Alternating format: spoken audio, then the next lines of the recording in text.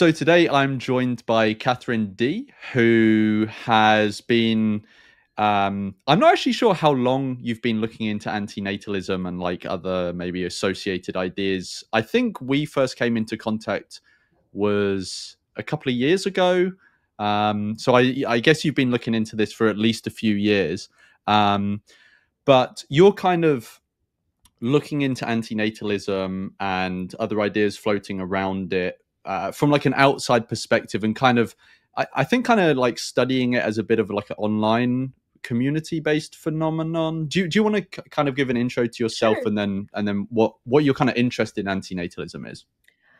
So I'm an internet culture reporter. I write for a bunch of different publications, Unheard, The Spectator, Pirate Wires, Tablet. The list goes on and on. I also have a blog called default.blog, and um, I write about internet subcultures primarily. Antinatalism to me is like a foundational internet subculture and has its fingerprints are in more places than you would anticipate. I first came in contact with antinatalism in I think 2017 on Discord. I met a young woman who identified as an antinatalist. Now she has two children. Oh really? Oh wow. Yeah, I don't know what happened there, and I never got to know her well enough to speculate. Um, and the first time I wrote about it was I was writing about Adam Lanza and his digital footprint. Another thing I do is I write quite a bit about the digital footprints of school shooters to see like what Mm. subcultures or internet native ideologies, or if not internet native, then ideologies that have a big online presence, they're involved in. I think, as people are maybe aware, he had at a minimum a passing interest in antinatalism and Efilism, and had his own sort of like confusing and difficult to explain iteration of Efilism that, in his own words, went a step further, called Efilism, or Eulevism, which is value backwards, because he was against all values. And the media ecosystem I'm in is like center right, which is it tends to be like pretty pro-natalist, and because a big concern of theirs is child free by choice. Yeah, the way the fertility rate dropping, antinatalism is it's sort of a hobby horse of theirs, and because I've already shown interest in it, I've written a few pieces on it. Some of the headlines maybe are a little bit more uh, moralizing than the actual pieces. I tried to be clinical. I don't always succeed at that, but I try to just describe what I see without injecting too much of my own opinions or the opinions of anyone else Yeah. um, into it. And I think that's the best intro. Yeah, no, that's cool. And I've got like a couple of questions off the back of that because there's some stuff you mentioned which I didn't fully realize. So you mentioned first thing I want to say is all good online stories start with a Discord server. So it's funny that you first came into contact with antinatalism through Discord, but you reference antinatalism as like a foundational something. Oh yeah, it's so I have this theory that there are a few subcultures online that, either because of their organizational structure or who came out of them or what they contributed, it could be ideological or more like infrastructural, Mm, are sort of these like foundational subcultures of the internet. One like really famous example, and anyone who's studied the internet at all might be familiar with this, is like Deadheads. So fans of the band Grateful Dead. I would say they're a foundational subculture online, not because everyone today is a huge fan of the Grateful Dead, but because they really set the tone for how fandoms operate online. right. And they were a very durable community from like day one. Um, Another one might be mental health support groups, which splintered off into many different um, subcultures. These tend to be a little bit more harmful, like pro anorexia, Mm, which is now called like Ed Twit or like Ed TikTok or what have you, and that they've had a long journey. Again, another sort of off-color example, like white nationalists also are another foundational subculture, not because they're good or I support that, certainly, should go without saying, but because they've been online for a very long time. They've had an outsized influence, and they are still they're still around. Right. And the websites they've built and the infrastructure they've built and the way they organize themselves, you see their fingerprints persist. And I think there's probably about 20 subcultures like this. And antinatalists, I believe, are one of them. Partially because there have been, quite a few like big name antinatalists, and I'm not talking about people who have done anything, malicious or evil, right? I'm not talking about murders or anything of that sort. But Sarah Perry is one of them, who is also known in the rationalist community. Antinatalists also played a very big role in the early YouTube debate scene, which Amanda Zukanik has done a very good job of documenting as well, on her podcast, Exploring Antinatalism. She herself has, had a lot of influence. So yeah, that's what I mean. Yeah. Oh, that's super interesting. Yeah, I'd never really. I mean, maybe this is embarrassing for me because I spend so much time thinking about this topic and like doing research into it and talking to people, but I'd never really thought of it in that way. And like the influence that antinatalism could have had. I guess I'd sort of had conversations around it, but maybe I hadn't understood it in that sort of framework that you've put it into, in it being like a more foundational subculture. So that's super interesting. One other thing I quickly wanted to ask you about from your intro, which maybe isn't antinatalism related, is you said you find yourself in like a more right-wing media ecosystem space. Why do you think that is? Do you think that is that something you've sort of inserted yourself into, or do you think it's because of the topics that you talk about, that sort of base has been more attracted to you? I think it's a combination of both. Part of it was sort of accidental. The I started my journalism career through Twitter, and Mm, the people who were most interested in my tweets happened to be on the right. So the first publications that I wrote for were right-wing publications, and as articles in right-wing publications did well, more right-wing publications reached out to me. There is some overlap in beliefs. I think I'm more accurately described as a centrist. mm, Probably at the most center right. Um, but yeah, that's sort of how it happened. I also think there's sort of a sensibility of writing style. So there's a lot of people, there's a lot of writers who end up in sort of a more right wing or centrist media ecosystem because of their sensibility, which isn't something that's like talked about as much, and like some of their concerns. I think that's changing a little bit mm. as people are becoming more open minded. But there was like a weird like siloing and polarization that seemed on the surface to be political, but I think transcends politics and is more about personality. Mm.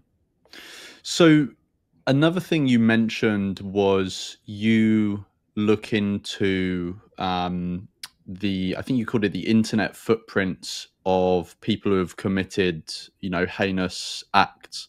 Um, and I know you did some articles after the bombing that happened from Barkas, and I I wanted to kind of understand, because I know you've sort of done research into antinatalism and Efilism, which often get conflated.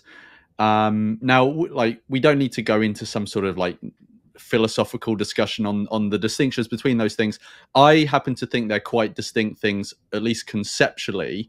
Um, and I've done videos on that, etc. But I wanted to kind of get your understanding of, how do you see the difference between antinatalism and Efilism, if that is something that you can, if that is like an understanding you have, that they're separate things, and how do you see them both relating to these internet footprints of people that you've looked into? So I agree with you. They're distinct. And like something like child free by choice is another thing that gets conflated with antinatalism, right? So there's all these different strains of people who, for whatever reason, don't have children or don't want to reproduce or don't think other people should reproduce. I would say with Efilism, simply put, it's very niche, and so it's very online. So there's a texture and character of the type of person who seems to be attracted to Efilism. I think on the sort of the less flattering end of the spectrum, maybe they're a little bit more nihilistic, more attracted to pessimism, both sort of how we use that word colloquially and as a philosophy. They tend to be a little bit angrier sometimes, not always. I don't want to make broad stroke generalizations because there is quite a bit of a diversity in all of these groups. And then on the more flattering end of the spectrum, or maybe a little more neutral at least, they're just like a little bit more online. They're a little bit more in the weeds. Whereas I don't think you have to be very online to be or to identify as an antinatalist or to express interest in it as a philosophy or as a subculture. Mm. And how do you, if this is something you're happy to go into, like how do you see antinatalism and Efilism represented in the internet footprints of the in the people that you've looked into, like Barkus and other people? So it's primarily, so there's been a handful of people, but obviously primarily Bartkus and Lanza. Amanda Sukanik shared with me that she thinks that some of the Lanza stuff might have actually been fabricated. For him, I don't think that he, was like a card carrying Ethilist, whether or not it was, like if it's the genuine article, right? Mm. I don't think he ever was. I think it's something he came in contact with because he was in this sort of nascent YouTube debate space. And it was something that influenced his thinking, but obviously he created he didn't think it went far enough. He took it a step, and again, in his own words, a step further. I find his sort of the philosophy that he came up with like almost like confusing. Like I don't understand. Like it's like it's like conceptually a step further, I guess. Where it's like not enough to be against life. You have to like even the concept of life. I don't know. It was like it's very difficult for me to even explain.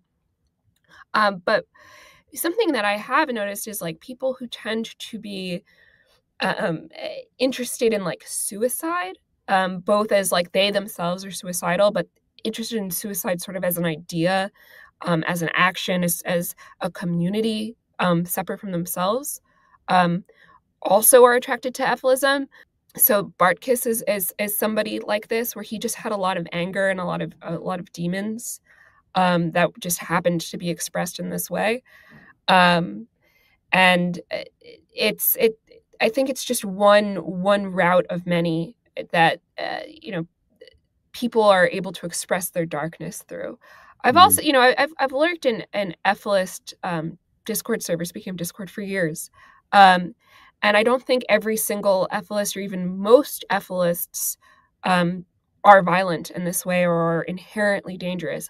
But I do think that, there are many communities that on their own, like most, like 90% of people or something, or like 95% of people are fine, but they also attract these more vulnerable like loose cannons. Another community like that is the true crime community, not true crime in the sense of listening to like My Favorite Murder or, Crime Junkie, but who it's sort of like a fandom for people who have committed murder.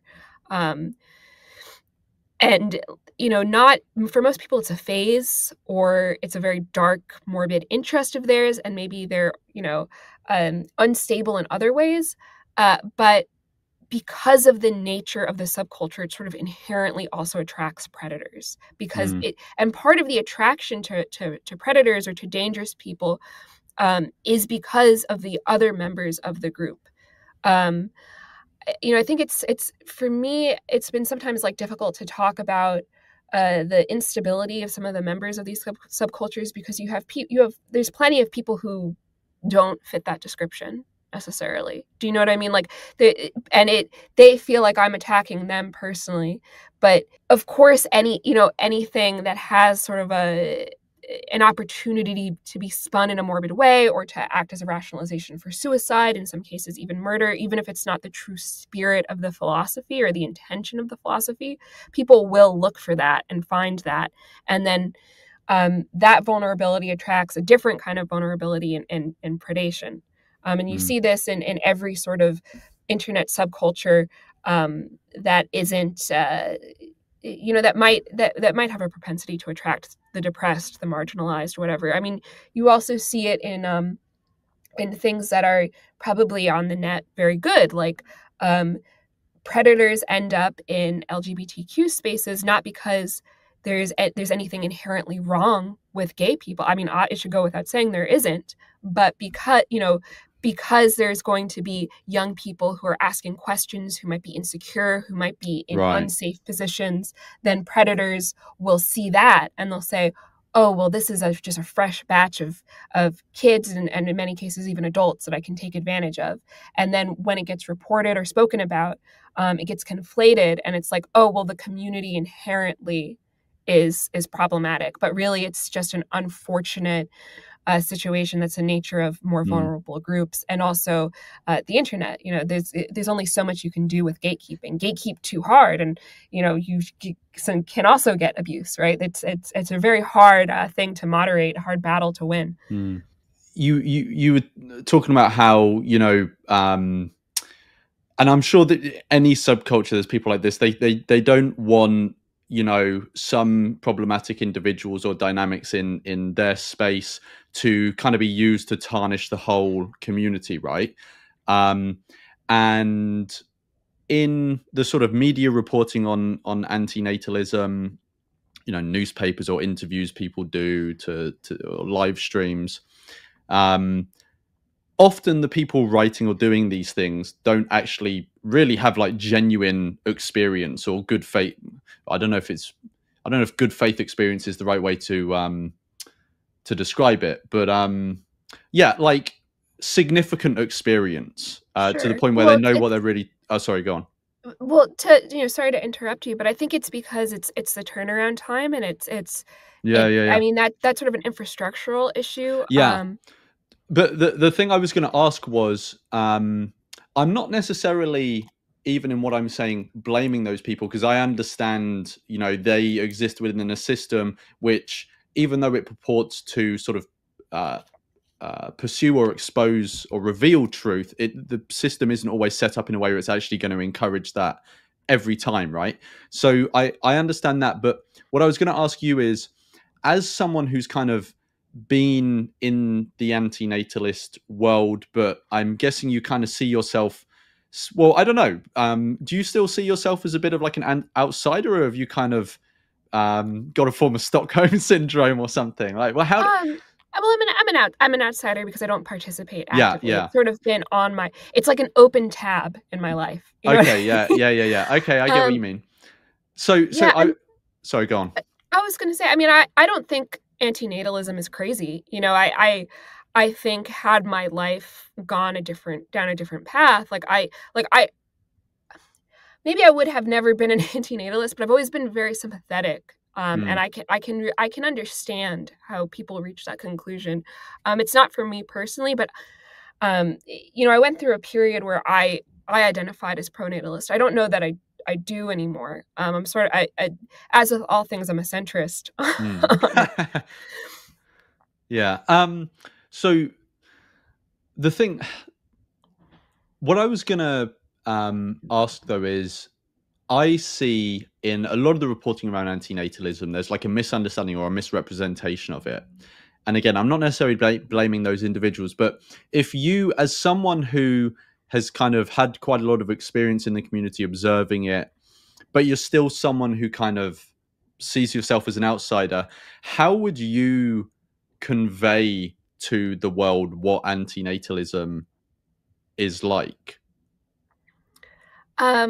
Well, okay, so I do think there are a lot of people who feel hopeless, but the people for whom antinatalism is like a real philosophical commitment, it's more the texture is like nerdier, right? It's almost there's Mm, almost like a hobby like quality to it, or it's yeah. like like a college book club where there's like a real commitment to discussing ideas. It's very cerebral. Mm, And I think there's this idea that it's a bunch of like sulking, angry people. Um, but like culturally, there is, like when I look at these like Discord servers, for example, I mean, people are really just discussing current events. They're discussing ideas. There's people read quite a bit. Um, there's a lot of investment in, podcasts like your own. Um, and I think that would be surprising to people because I think there's this idea that antinatalism is like this caricature of like the angry cat lady or something, or some maladjusted guy in a basement. And we don't have to get into it, but like certainly there are some examples of mm. this. But for the most part, it's like um it's like the rationalists who are getting a lot of press right now. And I'm not a rationalist myself, but I'm quite fond of them, because it is so cerebral. It's like they just really care about thinking, and ideas. I mean, they're ideas people. They're nerds.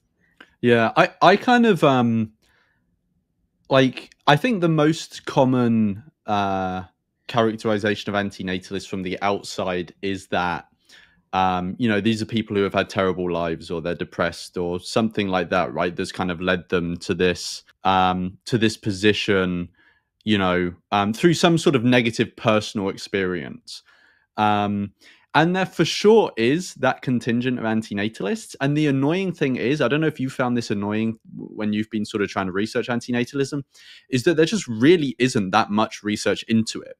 So any exploration of antinatalism as a social phenomena, if you kind of separate from the ideas themselves, um, like how it exists as a social phenomenon, any like exploration of it now is kind of just having to work from the ground up. Um, there have been like small attempts to try and measure the antinatalist community, and like its composition, right? But like to my knowledge, none of those have been really systematic, and they've had all sorts of flaws. Just they haven't had like money or anything behind them, so because they're just people trying to get a sense right through um, online forums. And one of the very obvious biases you'll get is you'll only be measuring the people that are online. There will be loads of antinatalists out there, and I know quite a few of them who don't at all engage in the online antinatalist world, but they hold the beliefs just as strongly, or maybe even sometimes stronger. It's just they don't. It doesn't take up their time in their online, sort of their daily use of the internet or whatever. Um, and yeah, that's kind of frustrating because obviously, an absence of any sort of hard research or data is leaves a space for people to just speculate and basically just cast assertions, and then get soaked up by people because you don't have any data to sort of say no, you're wrong. But I've kind of had the same experience as you, in that you do have that contingent of people who are very much in it for the philosophy. They're like balls to the wall, Schopenhauer, Benatar, all of that sort of stuff. And then you have other people who have hardly read at all any of the sort of literature or looked into the philosophy, and they either just when they were younger, they just always had this belief, or they've had some negative personal experience. Um, and yeah, it's just such like a complex tapestry of people. Um, and yeah, I haven't really seen anywhere give it real justice. Apart from someone like you who's like, even though you don't have the data and stuff because it's not being presented, you're like really trying to get into it and understand the antinatalist world. That was a very long segue into my next question, which was going to be, um, if someone gave you the opportunity to, they're going to give you the resources, like the money, to commission and do research into the antinatalist world. Um, I'm mainly aiming here as like a social phenomena. What do you think would be the most valuable things to actually understand about antinatalists? I'm thinking, is it stuff like the gender split? Is it stuff like educational split, income, whether there's different religions, or is it other stuff that I haven't mentioned? Like, what would you really want to know about antinatalists if you could get like hard data on it? What the global makeup is, because something Yeah. I've noticed sort of peripherally, and I might be wrong here, and so if anyone actually knows the answer to this, please feel free to reach out to me.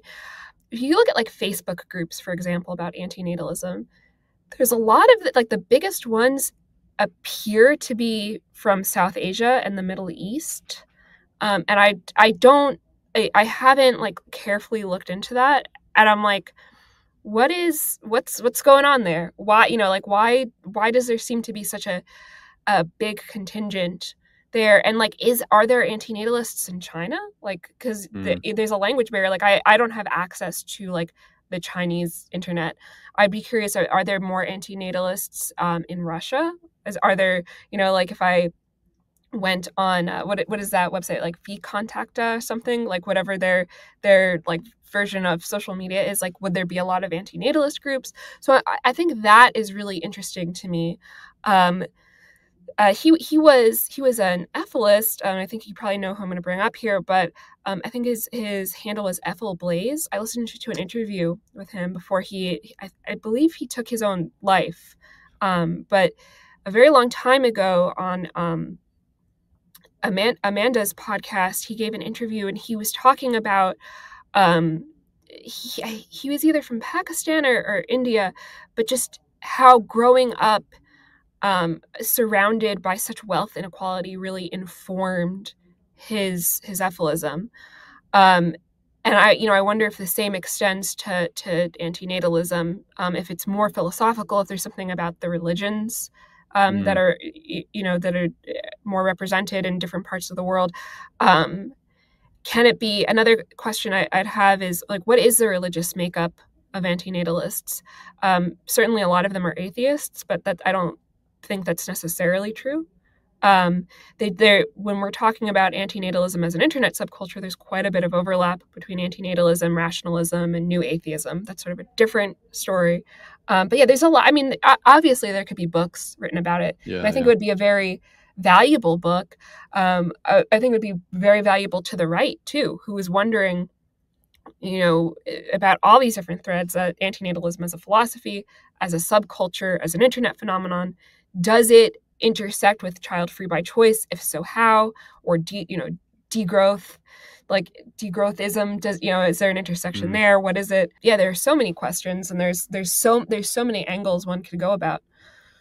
Yeah, the first thing you said about understanding the sort of makeup of antinatalism globally is super interesting, because I've seen the same sorts of things as you. Like, there are these large online forums or Facebook groups that are non-English speaking, to do with antinatalism, and there are some that are bigger than the English speaking ones. I don't have any super hard data to back this up, but I get the impression, just from my experience in the antinatalist world, that there are probably more antinatalists, even though antinatalist discussion seems heavily skewed towards the English speaking world. And maybe I get that impression because that is the world I'm in. Like that, obviously, that's going to be like a big bias I have. But I also kind of get the impression that there's actually more antinatalists outside of the English speaking world than inside the English speaking world, which I guess also kind of makes sense because that world is bigger. Um, so yeah, I don't know, but to to answer your question about um, Russia, so again, no hard data or anything, but I did, as part of my series on antinatalism around the world, I have actually got an episode on Russia and China. Oh, Um, interesting. yeah, so I can link you those afterwards, and for anyone watching, I'll link them in the description. So my understanding about Russia, so this is based off my interview, a bit of other research I've done, and also some contact with Russian antinatalists. The impression I get is that there is actually a not insignificant antinatalist world in the Russian world. And I think part of that has been invigorated recently by the war with Ukraine. Um, and, Russia has kind of, adapted or moved its society or economy towards like a war footing, right? So there's this opposition to the war that I think is part of it, and actually you see that throughout history. Or when I say throughout history, I mean there are historical examples. So I don't know if you've seen my video on Marie Eu, whose second name I always say wrong, even though I've said it so many times. So she was a French antinatalist, and she lived in the sort of second half of the 1800s, the beginning of the 1900s. She was I have you seen my video on her? I won't be offended if not. No, I haven't. Okay, so she's super interesting. I think you'd find her really interesting, even though she didn't exist at the time of the internet or anything like that. But she was a super fucking hardcore antinatalist. I would also say you could maybe make a case that she was an Efilist as well. But she was really interesting because her antinatalism intersected with anti-capitalism, anti-war, and feminism. She was also, I don't know if she was a vegan, but she was a big hardcore animal rights activist. She was actually involved in a shooting of a matador, who are the people who, Right. torment bulls in bull rings. Bullfights. Yeah, bullfights. So anyway, the reason I bring her up is because she actually wrote an essay, which I forget the name of. It was in French, but I think I have an English translation of it. I can send you if you want it. But she wrote an essay basically trying to compel women in France to go on a birth strike to basically starve the war machine of bodies to go through the war machine. Anyway, I won't go into like any more deepness on her, but she's super interesting person. But there is that element. There has been that historical element of antinatalism, and I think that's kind of been reappearing in Russia as well recently.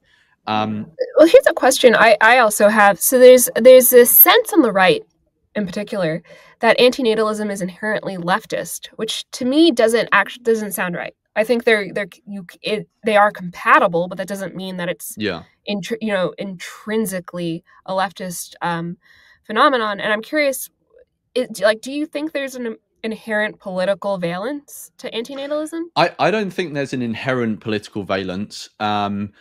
Again, obviously, we have no hard data on this. But I wouldn't be surprised if the actual sort of membership of antinatalism does skew left. But I don't know. I've also kind of seen quite a lot of conservative opinions expressed alongside antinatalism. A lot of a rejection on what's become known as wokeness.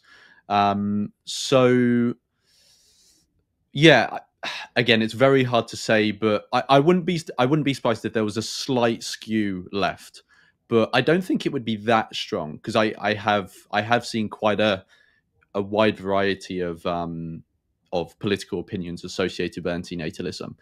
I think if I was to look at what's generally considered left, what's generally considered right, and I understand those two categories are kind of problematic in and of themselves.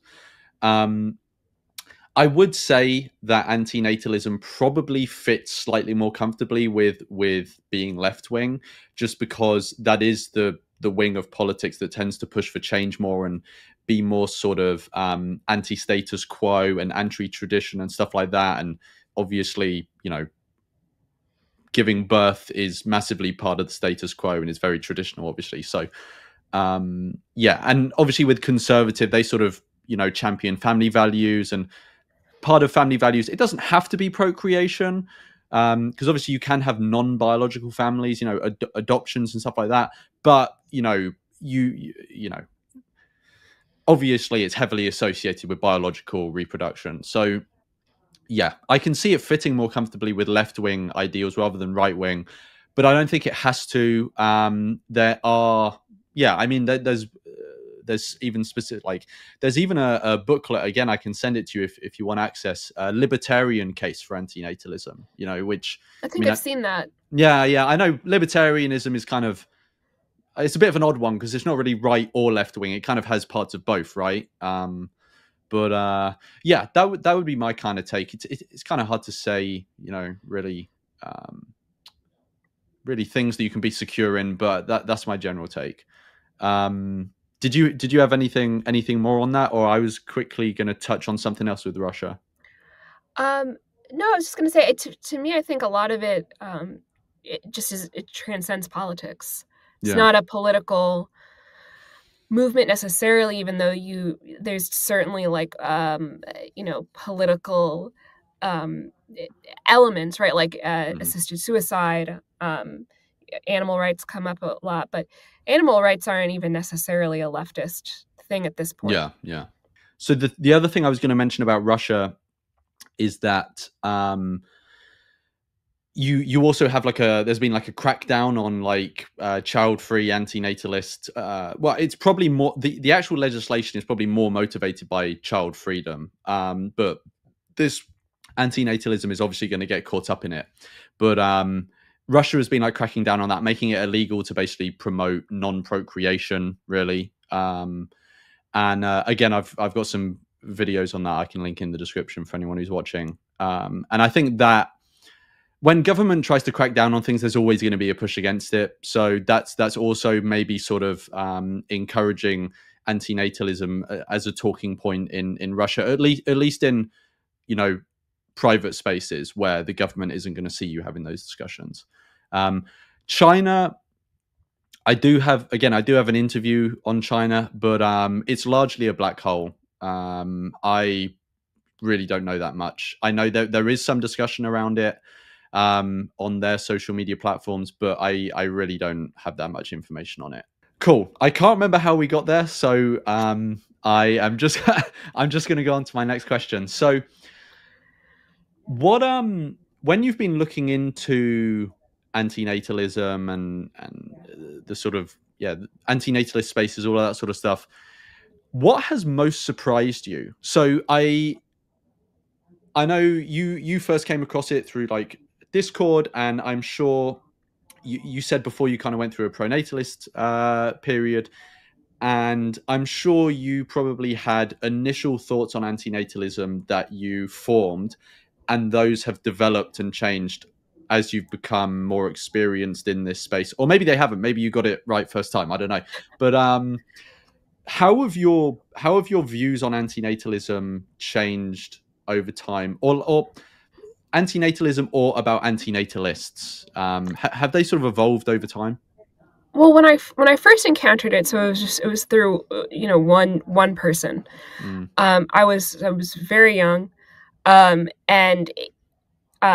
I couldn't really make heads or tails of it. Like my gut instinct was like, oh, this is very depressing and very sad. And I also felt the same way about asexuality.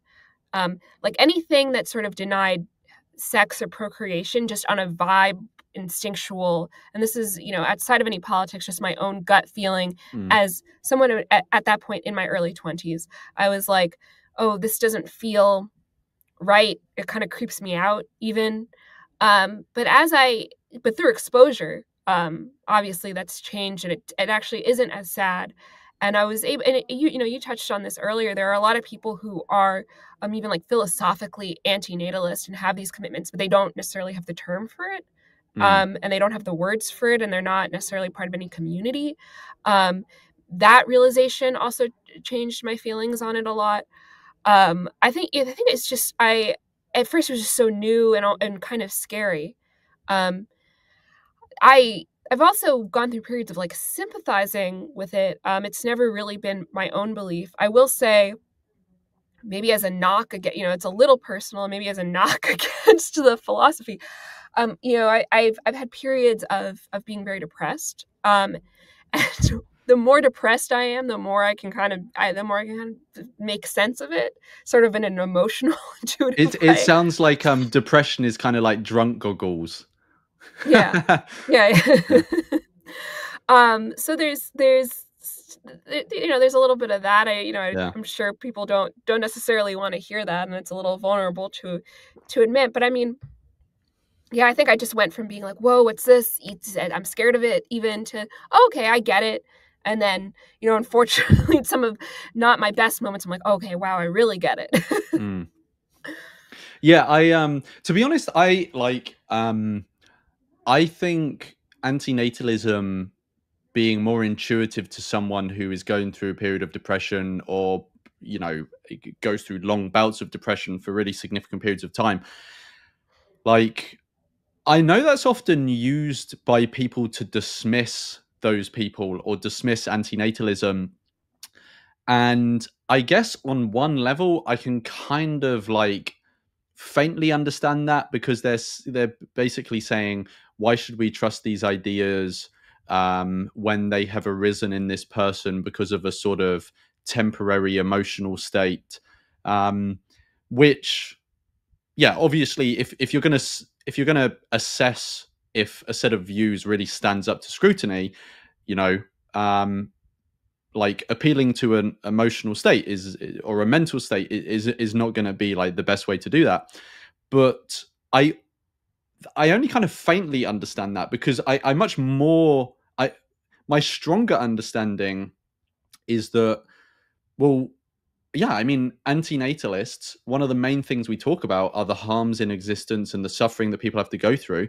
And obviously, the people who are most in contact with that suffering are going to sympathize with the arguments more, Right.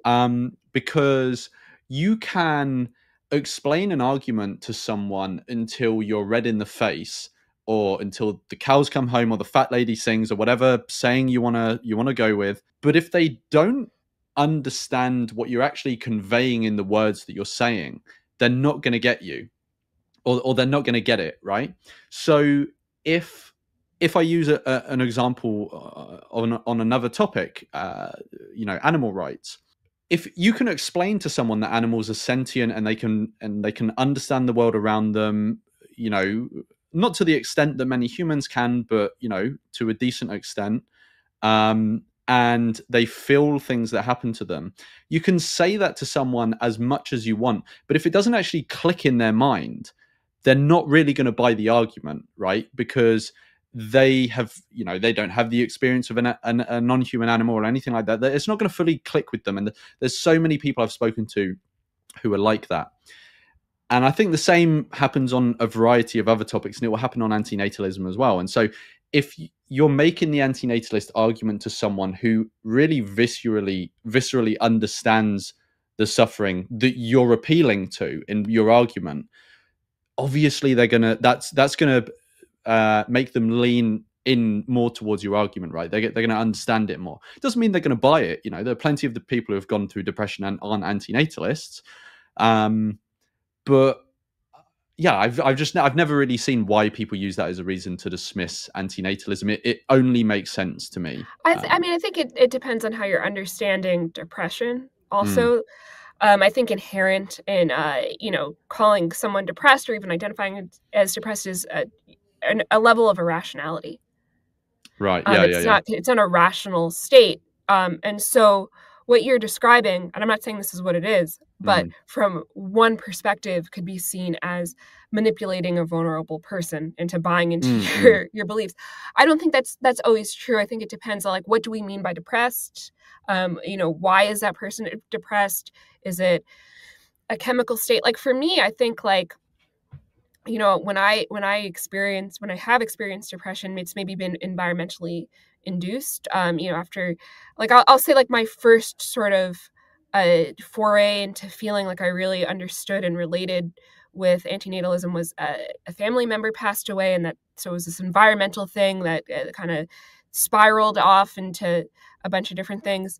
But I wasn't just in mourning. There was also this, like, other level of, like, there was something wrong with my brain. Like, I couldn't make heads or tails of anything. I couldn't make sense of the world around me. mm. So I wasn't I wasn't as rational as I am in this moment right now, for example. And I think that's what a lot of people are envisioning, and that's why they use it as an argument, where it's like, well, what does a depressed person know? they have a sort of tunnel vision as a result Mm. of their depression. That's not always true, though. To your point, because there's so much diversity in that word and how it manifests in different Mm. people. Yeah. And what's been the thing that's most surprised you in your journey into the antinatalist world? I don't really know what surprised me. I try to keep an open mind with all communities that I go into. I like a lot of the podcasts that come out of antinatalism and a lot of like, the YouTube videos. I find it very interesting to listen to. But that's not necessarily a surprise. Mm. Um, it's not surprising there are talented people who are explaining their beliefs. Yeah, I don't know. I never, with any ideology, with any philosophy, with any subculture, I try not to go into it with the belief that there's something wrong with these people or that they're bad or scary. I did have that knee-jerk reaction initially, but it was, again, I was very young and it was before I was sort of doing this type of work. Um, I mean, maybe that I don't know. Yeah, I don't think I've been that surprised. I Yeah. find a lot of antinatalists very very kind and very willing to explain their beliefs to me and to others, and with a lot of patience. So I'm very appreciative of that. Yeah. Okay, so what have you found the most worrying? Um, I do find some of the overlap with sites like Sanctioned to be worrying. I do think there are some like crazy people. That's just the internet, so it's not necessarily the fault of antinatalism. Um, my my problem with like blaming particular philosophies or subcultures on acts of violence, as well as that people who are committed to being violent or to even killing themselves find an outlet, and it's almost like a game of Russian roulette as to which outlet they find. Like you can't ban pessimistic thought, right? Mm. Um, and there's a sense in well, I'm not. I was going to say something crazy. I'm not going to say that. I don't agree with, but it's like it's just so difficult to moderate. And in my spying on you guys, for lack of a better word, I certainly don't see like, and maybe this is just what I haven't seen, right? But I don't see like anyone encouraging violence or encouraging suicide. And it's not anyone's fault if like two people who are susceptible to those beliefs find one another and are having these conversations in DMs. Like hopefully, law enforcement steps in, or see something, say something. I see worrying conversations in every community. Um, again, it sounds like such a cop out, but like any subculture can be used as a justification for harm, and it just is what it is. It's there's a lot of different ways to approach it, but I've never been of the mind that it's the fault of the ideology itself. Mm. And there was another interview you did that I listened to before this, and I made a note because you mentioned something, and I did intend to go back and refresh my memory on this right before we did this, and I didn't do that. So my note doesn't entirely make sense to me. So I'm going to read it out to you and hope you Okay. remember what you said. So it was something about um being sedentary. Yes. Yeah. Okay. Okay. Cool. Okay. So I think that more than the internet, not the internet's not off the hook, but being sedentary encourages a type of tunnel vision in people. Right. Sort of the type of tunnel vision I was describing with depression. You're more susceptible to like these extreme thoughts if you are isolated, but especially if you are isolated and not physically moving. I Mm. think we really underrate the importance of activity. And that's the real problem with like isolation, right? It's like I think that I'm going to give like two examples. I think someone who voluntarily decides to live in the woods and leads a very active life, and with no friends, no family, or maybe like a spouse or something, and they lead a very sort of atomized existence, but they are chopping wood, taking walks through the woods in harmony with the other creatures in the woods, right? Like that person is less of a threat than somebody who is in an apartment in, Nowheresville, USA, who is rarely interacting, who is physically seated for most of their day. Mm. It does something to our minds. And there's actually been some studies on this, and it's very intuitive. It's very obvious. Of course, if you're not moving, that's going to have an impact on your psychological state. When I interview people about problematic internet use, um, I started off doing this about like problematic Tumblr use and people who are becoming very committed to subcultures that again aren't on their own dangerous, but can become dangerous with overexposure or when it becomes your life at the expense of everything else. And some people really hurt themselves through these communities.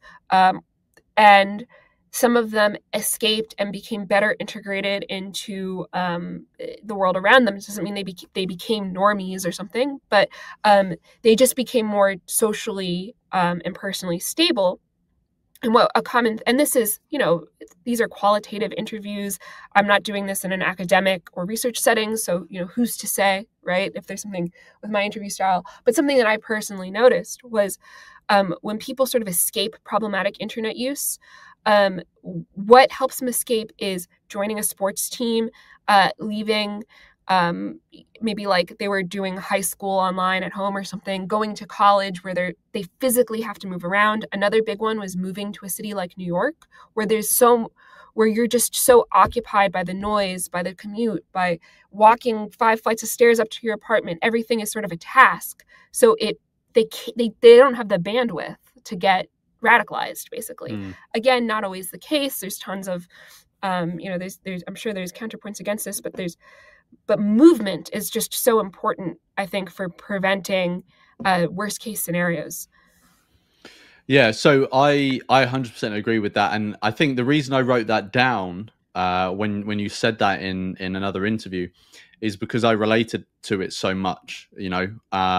Like physical movement for me is really important. Like I'm not like the healthiest person in the world. I don't do exercise every single day or anything like that, but like I do exercise a few times a week. And pretty much all the exercise I do is with other people. It's not on my own.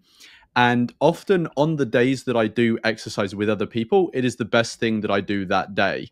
And I think there's just something very like lizard brainy, very like primitive. Is primitive the right word? You get Yeah, what I it's like mean? Like just primal. very Yeah, something, yeah, primal. That was the word.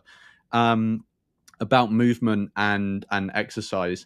And yeah, I think if, like you said, it's not a silver bullet, but if everyone was doing regular exercise, you would probably see a drop off in the number of people who become radicalized in online ideologies, right? Especially if they're doing social exercise where it's part of a group.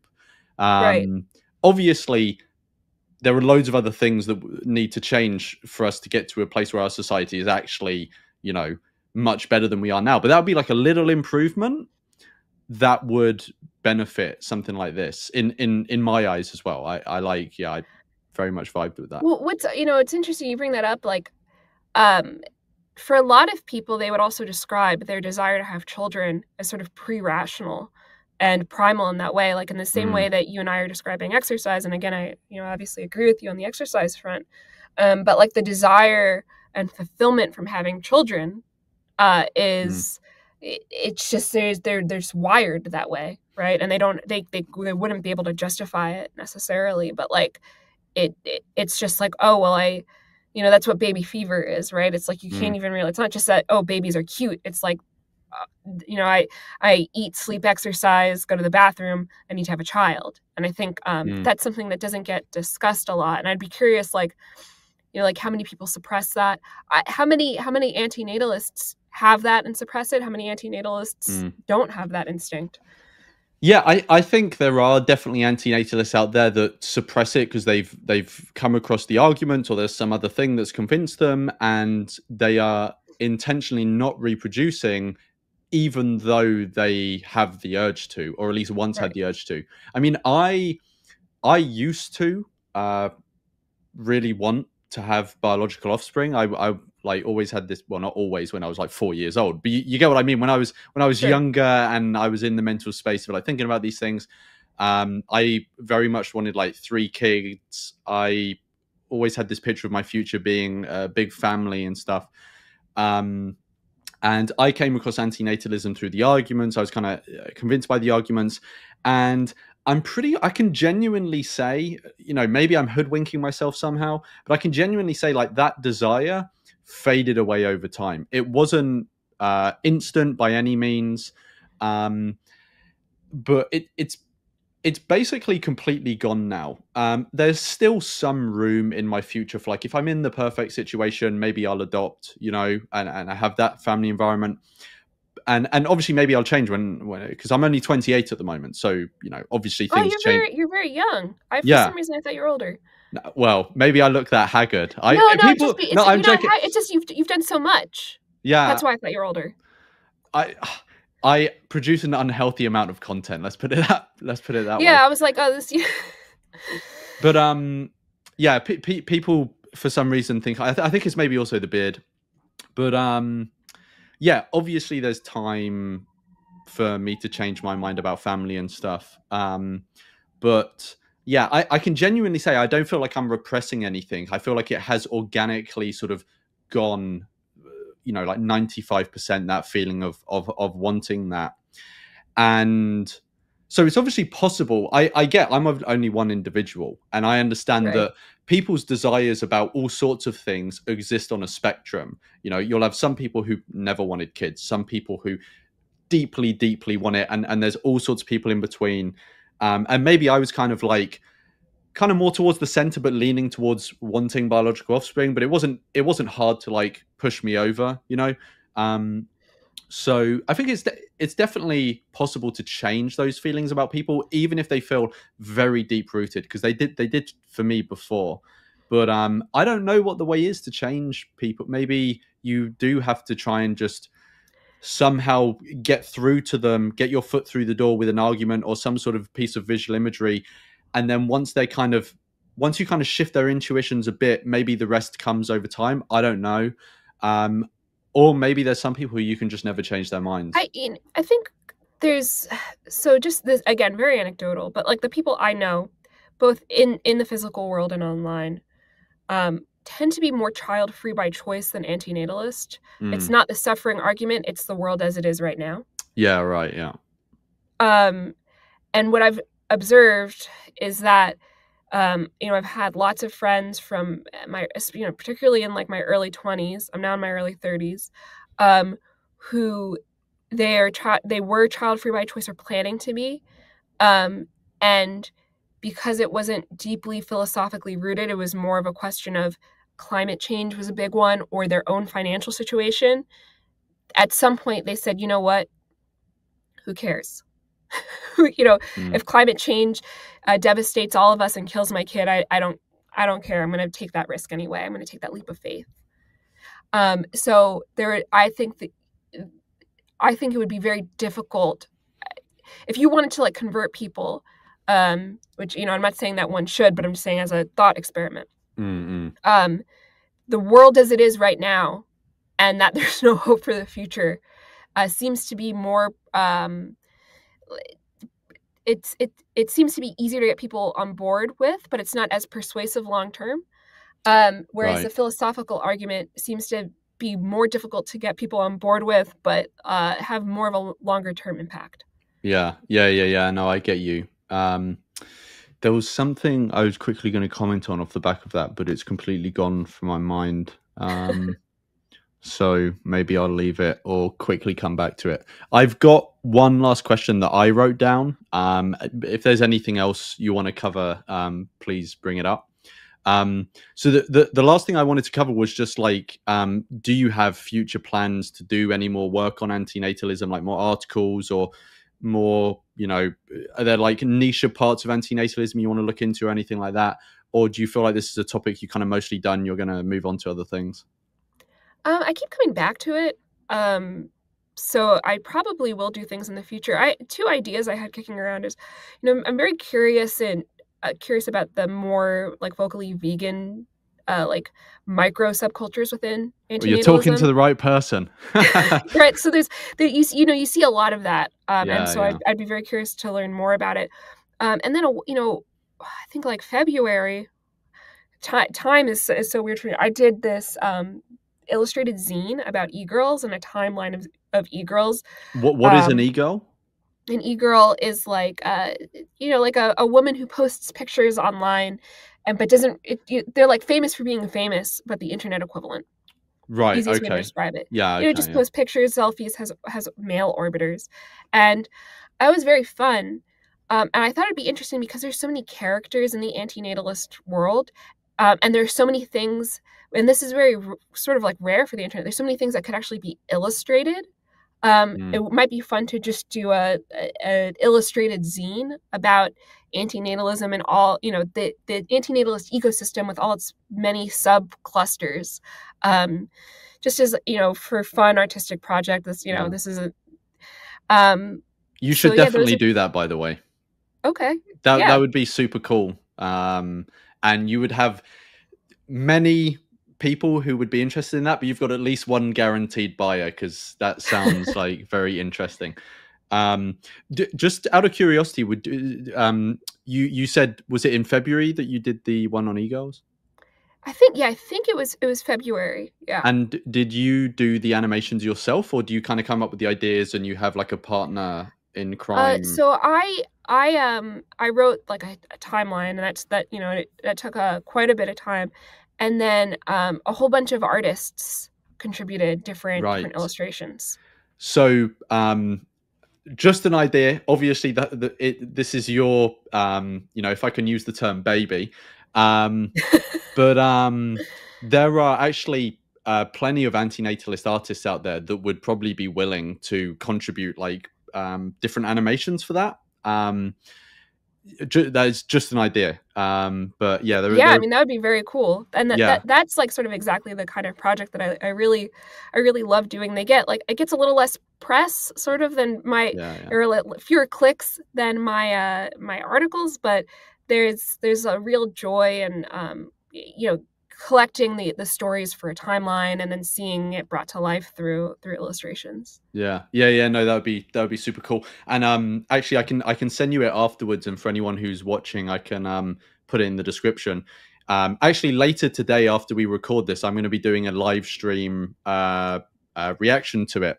But there was recently an antinatalist animation published by um, I don't know how to describe them. Maybe like an animation studio. I don't know how they'd want to describe themselves, who do a lot of animations around veganism, antinatalism, and they recently did like a 6-minute animation about sort of using the idea of a party that you're forced to go to being a sort of analogy for life, and sort of Interesting. making a case against it. I'll send you a link to that. But the reason it came to mind is because I did one of the voices for that. I did a voiceover for one of the characters.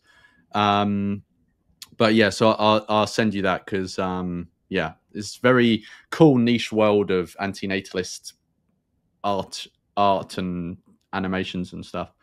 Um, I did not remember the other thing I was going to mention. So that is just going to have to, go to the grave of things that I never remember again as I get older and older. So is there anything else you wanted to kind of touch on or get across, or are you happy you think we've covered everything? Here's a question I have. Can someone be an antinatalist and also want to live forever, just not reproduce? Like Brian Johnson, right? Like Yeah. no kids, but transhumanist. Yeah, so that's an interesting one. So I don't know if you've seen any. I don't know if you've seen any of the videos I've maybe mentioned this in, but I have actually touched on this topic a couple of times in different videos. So um, I I understand that most people probably think that antinatalists would be against that, right? Which is maybe where your question is coming from, because antinatalists are saying don't bring people into existence. Much of that comes from this judgment of existence being kind of like fundamentally bad, right? Although not all of it has to. And so I think people often confuse antinatalism with being anti-life. And in a sense, it is anti-life in that it doesn't want new life to be created. But once life is here, I kind of see antinatalism as being basically neutral on that. So as long as people commit to not reproducing, I don't think there's any inherent conflict with antinatalism and life extension, or even immortality, living forever. You know, if people were able to, you know, get some sort of transhumanist augmentation to themselves and live forever on the condition that they don't reproduce, personally, I would have no like philosophical sort of issue with that, or try and advocate people don't do that. Now, whether there are actually antinatalists who sort of promote that or are actively trying to pursue that, you can probably find the occasional antinatalist online who says that would be something they're interested in. Like, I don't think I should be brought here, but now I'm kind of like, I enjoy certain aspects of life, and I'm they may be referred to being like addicted to life, and so they kind of want to perpetuate it. You also have I don't know if you've come across this element of antinatalism, but transhumanist antinatalism. So have you come across people like David Pearce? No, I haven't. Okay, so you'd probably find him super interesting. So he is an antinatalist, you know, believes life is shit, everything is, you know, it's defined by suffering, all of this sort of stuff. He refers to existence as a Darwinian hellscape. But he thinks that antinatalists are just bound to lose the argument. The future belongs to what he refers to as life lovers. And so he thinks you should actually work with the life lovers and the pronatalists, in that, you know, don't put all your effort into campaigning that they don't reproduce. Put all your effort into trying to abolish suffering via some other means. So you can still procreate. It's just not going to result in any suffering. And he advocates for transhumanism. So basically trying to find technological or gene editing ways to remove suffering from our experience of life, basically. And That's really interesting. yeah, and he basically says once you do that, the antinatalist argument, at least in theory, kind of evaporates, because antinatalists are concerned with the harm of existence. But if there is no harm in existence, or depends how you define harm, because obviously suffering and harm don't have to be synonymous, but if you believe suffering is the only form of harm, and you remove suffering, then you've removed the harm from existence, right? So there is also that contingent of antinatalism. And yeah, David Pearce, also just like really cool character, very nice guy. I've met him in person a couple months back, actually. Yeah, very, very like interesting stuff. Again, I can put a link in the description, send you some links afterwards. But yeah, that is a maybe too long answer to your question. That's really yeah. I'm gonna look him up as soon as we jump off. Yeah. Cool. That was everything I had. I just wanted to say thank you for the interest you've taken in antinatalism, because like I said before, like most people take a like brief glance and then take a massive shit on it, whereas at least, you know, you have like really tried to get to grips with it, spent time in amongst antinatalists, talking to them or observing them, and like really, you know, in my experience of reading your stuff and watching interviews, like trying to be really considered about it as well. So yeah, I thank you for, you know, on one level, it kind of annoys me that I would thank you for that, because that should be the baseline. You know, everyone should do that. But you know, given that we live, humans are flawed, and we live in the world we do, I wanted to thank you for taking that approach, and for joining me for this conversation as well. Thank you for coming on. I appreciate it, and thanks for having me.